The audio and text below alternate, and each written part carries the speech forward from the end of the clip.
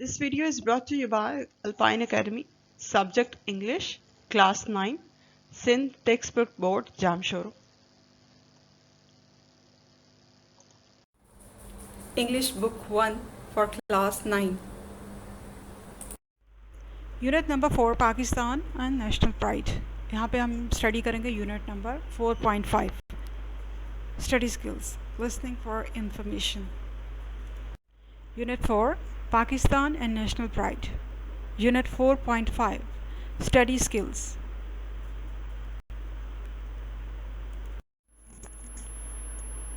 Unit 4.5 Study Skills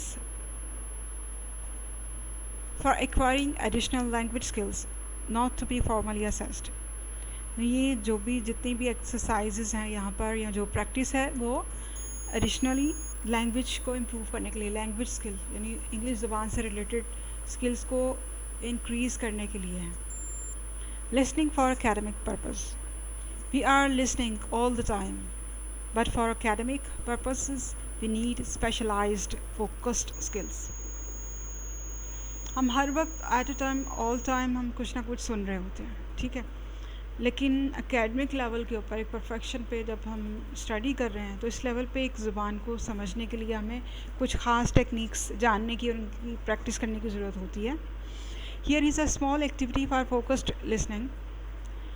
अब एक छोटी सी एक्टिविटी है ताकि फोकस से गौर करते हुए हम कैसे सुने या किसी चीज़ को सुन सकते हैं. It is a story followed by exercise to check how well you have listened. अब हम इसको करके देखते हैं एक्सरसाइज को. What is in the it. Let's do. Unit number 4.5 study skill से रिलेटेड है. तो एक बात जहाँ पे हम मेंशन करते चले, क्योंकि ये स्पेशली आपकी लैंग्वेज की स्किल्स को इम्प्रूव करने के लिए पूरी बुक डिज़ाइंड है. तो अच्छी स्पीकिंग का ताल्लुक़ किससे होता है? लिसनिंग से. ठीक है, स्पीकिंग का ताल्लुक़ किससे है? लिसनिंग से है. अगर हमारी लिसनिंग फोकस्ड होगी तो हम स्पीकिंग भी अच्छा कर पाएंगे, बहुत अच्छा. और इसी तरह हमारी अच्छी राइटिंग का ताल्लुक़ रीडिंग से है. जितनी ज़्यादा हम रीडिंग करेंगे और अच्छी रीडिंग करेंगे, रीडिंग कॉम्प्रीहेंशन हमारी फास्ट होगी, उतना ज़्यादा हम अच्छा लिखेंगे, उतनी ज़्यादा हमारी जो राइटिंग स्किल्स हैं वो इम्प्रूव होंगी. तो ये बात अपनी माइंड में रखिएगा. और ये 4 डिफरेंट स्किल्स हैं एक लैंग्वेज के ऊपर वर्किंग करने के लिए, एक लैंग्वेज की डिफरेंट स्किल्स को या उसके लेवल को अच्छे से समझने के लिए. सो बोलने के लिए आपको सुनना पड़ता है, कोई भी स्पेसिफिक लैंग्वेज हो. अगर आप अरबिक सीखना चाहते हो तो फिर अरबिक स्पीकर्स को सुनिए. इंग्लिश बोलना ज़्यादा आप सीखना चाहते हो तो इंग्लिश स्पीकर्स को सुनिए. उर्दू इम्प्रूव करना चाहते हो तो एज़ यूजुअल हम क्योंकि पाकिस्तान में रह रहे हैं, हमारी अपनी लैंग्वेज उर्दू है. हम बचपन से ही उर्दू को या पंजाबी या पठानी बलोची जो भी लैंग्वेज है, जब एक छोटा बच्चा होता है जो अपनी सराउंडिंग में जो सुनता है वो उसको अंडरस्टैंड करता है, ईज़िली अंडरस्टैंड करता है. वो लैंग्वेज की कॉम्प्रीहेंशन उसके लिए बहुत बेस्ट होती है. ठीक है, जब हम सेकेंड लैंग्वेज को लर्न करना स्टार्ट करते हैं तब हमें डिफ़िकल्टीज़ पेश आती हैं. तो बेस्ट वे लैंग्वेज को अंडरस्टैंड करने का ये है. अगर हम बोलने के लिए, स्पीकिंग के लिए इम्प्रूव करना चाहें तो वो है लिसन, सुनना. तो अगर नेटिव स्पीकर्स को सुनेंगे, नेटिव स्पीकर्स वो होते हैं जो इंग्लिश, जिनकी अपनी ज़ुबान इंग्लिश है, उनको सुनना. उनको सुनने से हमारी लिसनिंग स्किल्स भी इम्प्रूव होती हैं और इसकी वजह से हमारा प्रोनाउंसिएशन, एक्सेंट और हमारा जो लैंग्वेज का क्राइटेरिया है वो इंक्रीज़ करता है. तो इस एक्सरसाइज को करना चाहिए जो कि आइल्स के स्टूडेंट्स इन एक्टिविटीज़ को करते हैं. डिफरेंट वे में इन चारों कैटेगरीज़ में हर स्किल को इम्प्रूव करते हैं डिफरेंट एक्सरसाइजेस और टेस्ट के ज़रिए. सो आप भी अपनी स्किल्स को, स्पीकिंग स्किल्स को लिसनिंग के थ्रू इम्प्रूव कर सकते हैं. लिसनिंग के लिए बहुत कुछ है, नेट पे है, ब्राउजिंग में है, ऑडियोज़ हैं, सीडीज़ हैं और एक्सरसाइज, आइल्स की एक्सरसाइज भी आपको मिलेंगी नेट पे. तो इन चीज़ों के थ्रू आप अपनी स्पीकिंग को इम्प्रूव कर सकते हैं. Unit number 4.5 exercise number 1. अब एक्सरसाइज को सॉल्व करने के लिए आपने क्या करना है? आपने जस्ट स्टोरी को पहले सुनना है. Just you have to listen to the story. Teacher class में आपको बताएं और उसके बाद आप सिर्फ सुन के ही इस एक्सरसाइज को सॉल्व करें। स्टोरी क्या है? Long ago there was a stork and his friend the fox. They lived in a jungle. The fox was famous for being cunning. The stork, on the other hand, was known for being kind and gentle. One day the fox invited the stork for dinner and served him soup in a dish. The stork was unable to have the soup because the soup has thinly spread out in the dish, so he could not manage to have it with his long beak. He had to return home hungry.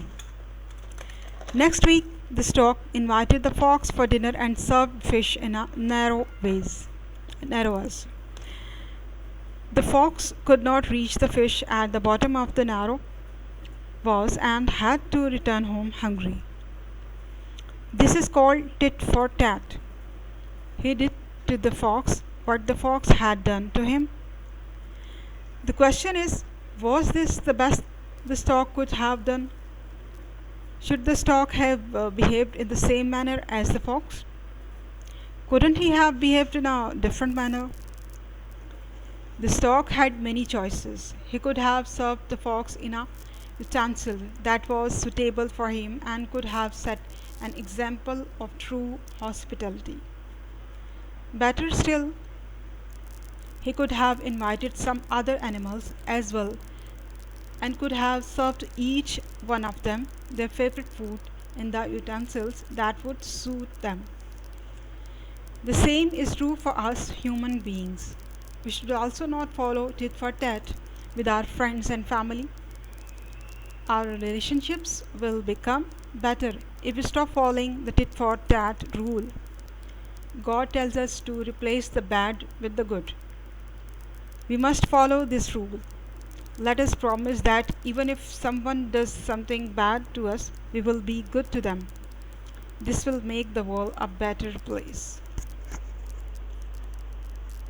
अब ये पूरी story आपने पढ़ी, ठीक है? इस story को सुनने के बाद आपने जस्ट इस एक्सरसाइज को खुद से फिल करना है।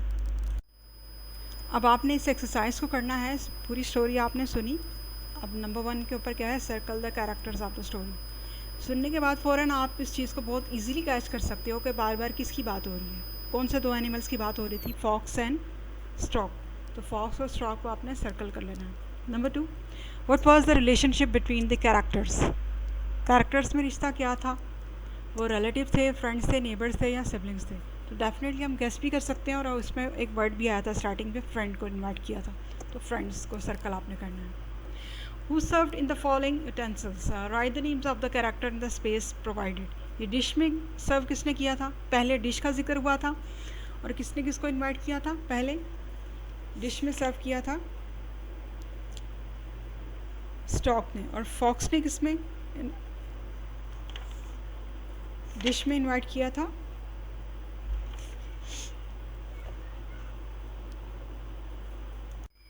फॉक्स ने डिश में इनवाइट किया था, डिश में सर्व किया था। जब इनवाइट किया था उसको, फॉक्स ने सर्व किया था डिश में और स्टॉक ने इस वॉज में, ठीक है? नेक्स्ट आपने क्या करना है? Tick the choices that the stork had according to the author.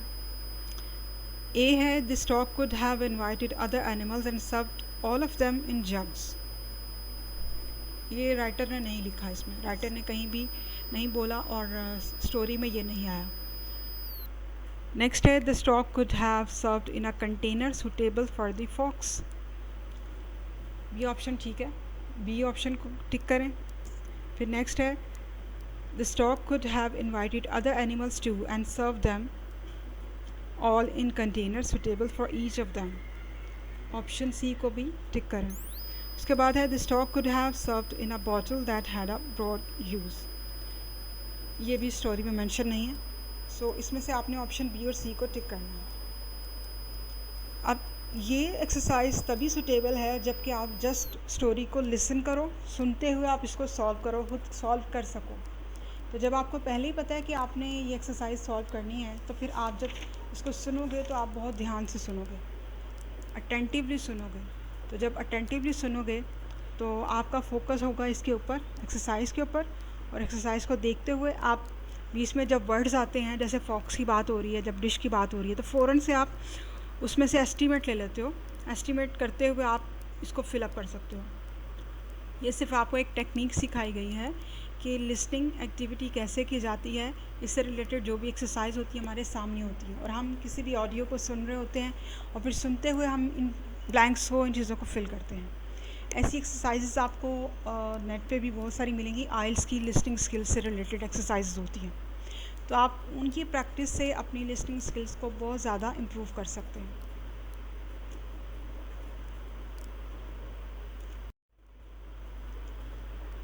Unit 4.5 की एक्सरसाइज 2 है। ये 2 वेब्स हैं, इसको आपने नोटबुक में बना के फिल करना है। ठीक है, फिर से आप स्टोरी सुने, दोबारा से सुने, और सुनते हुए आप इनको फिल कर सकते हो। पढ़ के करेंगे तो फ़ौरन कर लेंगे, अगर आप सुनते हुए आप इसको फिल करते हो तो बहुत आपकी जो लिसनिंग, मतलब लिसनिंग के ऊपर आपने फोकस करते हुए इसको फिल करना है। कि जैसे इनवाइटेड, पहले किसने किसको इनवाइट किया, फॉक्स ने किया, उसको इनवाइट किया, वो किसके लिए फेमस था, फिर उसके रिज़ल्ट में क्या हुआ, खाने में क्या था, उसने सर्व किया, किस चीज़ में किया, क्या खाने में क्या था, what was served, and in किस बर्तन में किया गया, डिश में किया गया। इन सब चीज़ों के मतलब इन वर्ड्स की जगह पे उनके नाम लिखने हैं। इनवाइट किसको किया गया, फॉक्स को। फिर दूसरी जगह पे आ जाइए कि इनवाइटेड कौन था, स्टॉक था, उसको क्यों किया गया, खाने में उसको क्या दिया गया, सर्व किस में किया गया, और खाने के लिए क्या था, ठीक है, और इसके रिज़ल्ट में क्या हुआ, उसने बिहेव क्या किया, और वहाँ इस लेफ़्ट वाले में रिज़ल्ट क्या था, उसने उसके साथ बिहेव क्या किया। पूरी स्टोरी में से जो की वर्ड्स हैं इनकी जगह पे वो आपने पुट कर देना है। फिर नेक्स्ट एक्सरसाइज देखते हैं क्या है। Unit number 4.5 exercise 3। Now write the following incomplete statements in your notebook. Listen to the story again and complete them. फिर से आप स्टोरी सुने और उसको सुनते हुए ये ब्लैंक्स को फिल करें। The stork followed the rule of, क्या आएगा इसमें, tit for tat.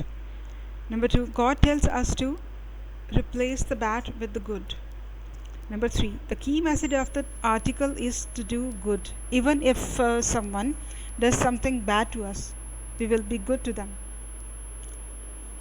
तो इसको प्रिसाइसली आप फिल कर सकते हो, लेकिन इन सारी एक्सरसाइजेस का पर्पस सिर्फ इतना है कि लिसनिंग के थ्रू आप अपनी लिसनिंग स्किल को कैसे इम्प्रूव करोगे। लिसनिंग स्किल को इम्प्रूव करोगे तो लैंग्वेज की कॉम्प्रिहेंशन बढ़ेगी और आपकी स्पीकिंग भी बेटर होगी।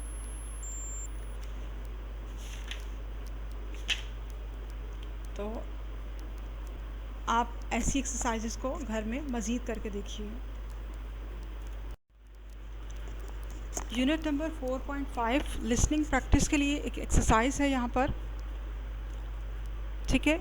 ये एडिशनली यहाँ पे दी गई है ताकि आपको सिखाया जाए कि एग्जैक्टली लिसनिंग प्रैक्टिस कैसे होती है।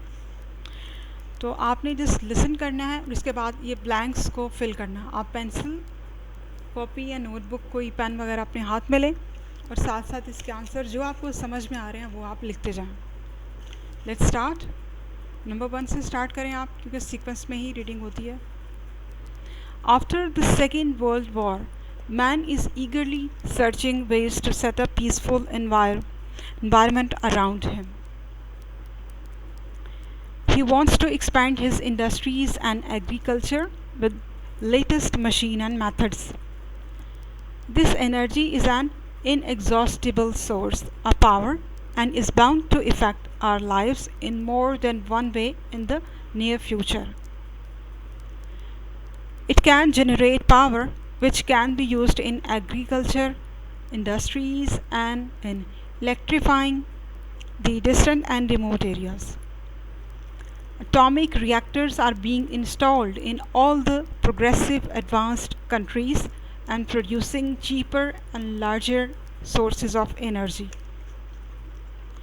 In France, for example, 50% of its electricity demand is met by nuclear energy. सो आपने क्या वर्ड्स कैच किए मुझे सुनते हुए? हालांकि हम कोई नेटिव स्पीकर नहीं, नेटिव स्पीकर्स को सुनते हुए समझना एक स्किल है। हम तो नॉर्मली, क्योंकि हम उर्दू स्पीकर हैं, हम नॉर्मल एक्सेंट में बात कर रहे होते हैं, ठीक है। तो हम जब बात कर रहे हो तो हमें अपने एक दूसरे के प्रोनाउंसिएशन और एक्सेंट को और उसकी बात को कैच करना बहुत इजी होता है। तो आई थिंक आप सब ने ब्लैंक्स फिल कर ही लिए होंगे। जैसे कि after the dash, after the second world war, ठीक है।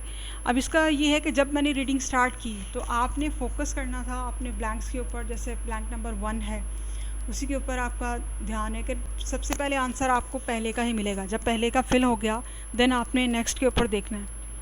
स्टार्ट से पहले आपने एक दफ़ा सारी ब्लैंक्स को पढ़ लेना था और इसके बाद अब मैं एक दफ़ा फिर रिपीट करती हूँ, आप इसकी करेक्शन कर सकते हैं और दोबारा से, क्योंकि एक दफ़ा आप रीडिंग कर चुके हो, आप फिर से एक दफ़ा पढ़ लें और आप फोकस करते हुए लिसनिंग कीजिए, लिसन करें और ट्राई करें कि सारी ब्लैंक्स आप फिल कर लें।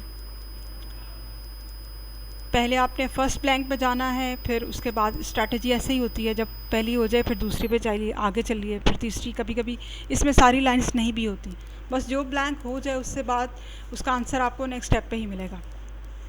तो आपका पूरा फोकस ये ब्लैंक्स, ये टेक्स्ट के ऊपर होना चाहिए। I am just going to repeat. After the Second World War, man is eagerly searching ways to set up peaceful environment around him. He wants to expand his industries and agriculture with latest machines and methods. This energy is an inexhaustible source of power and is bound to affect our lives in more than one way in the near future. It can generate power which can be used in agriculture, industries, and electrifying the distant and remote areas. Atomic reactors are being installed in all the progressive advanced countries and producing cheaper and larger sources of energy. In France, for example, 50% of its electricity demand is met by nuclear energy.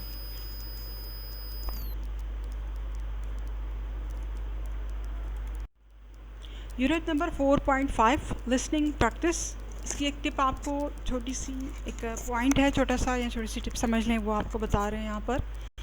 Pronunciation, pronunciation किसको कहते हैं? जैसे बोलने का अंदाज़ हो गया, accent हो गया, लोकल डायलेक्ट होते हैं, इसमें डिफरेंट वेज हैं। सिंपली आप सादे लफ्ज़ों में समझे कि तलफ़ुज़ यानी बोलने का अंदाज़, जैसे प्रोनाउंसिएशन किसी लफ्ज़ के बोलने की अदायगी को, तलफ़ुज़ को कहते हैं। Native speaker versus foreigner. Native speaker उसको बोलते हैं जो किसी भी ज़ुबान को बोलने वाला मकामी होता है। जैसे कि अरबी बोलने वाले जो है सऊदी अरब में या दुबई में रहने वाले लोग, अरबी उनकी अपनी ज़ुबान है, इसलिए उनके लिए वो लैंग्वेज बहुत इजी है। हम लोग पाकिस्तान में हैं, हमारे लिए उर्दू लैंग्वेज को समझना बोलना बहुत आसान है, तो हम उर्दू के नेटिव स्पीकर हैं, इंग्लिश के नहीं। अब इंग्लिश कंट्रीज़ जो भी हैं, वहाँ के नेटिव स्पीकर्स जो हैं, उनके लिए लैंग्वेज, इंग्लिश लैंग्वेज बहुत इजी है, क्योंकि उन्होंने बचपन से इंग्लिश को ही सुना है। अब जिस तरीके से वो बोलते हैं या जैसा उनका एक्सेंट है, हम बहुत ज़्यादा एक्सरसाइज और मेहनत के बाद तकरीबन ऑलमोस्ट वैसा एक्सेंट अपना सकते हैं, लेकिन फिर भी वैसा नहीं। हाँ, accent is something else. Pronunciation means ये है कि अगर एक वर्ड है उसको पढ़ा जा रहा है तो उसको हम बिल्कुल ही गलत पढ़ें, ये सही नहीं है। जैसे डे को डे ही पढ़ना है, डाई नहीं पढ़ना। तो प्रोनाउंसिएशन का ख्याल रखना चाहिए कि वर्ड को हम सही तौर पे अदा करें, लेकिन हम नेटिव स्पीकर की तरह अदा करें ये ज़रूरी नहीं है। फोकस लैंग्वेज स्किल्स के ऊपर होना चाहिए, अदायगी पे नहीं। और इसी तरह हम उर्दू के नेटिव स्पीकर हैं, लेकिन उर्दू लैंग्वेज किसी और को सीखनी हो, किसी और कंट्री से, तो वो फॉरेनर होगा।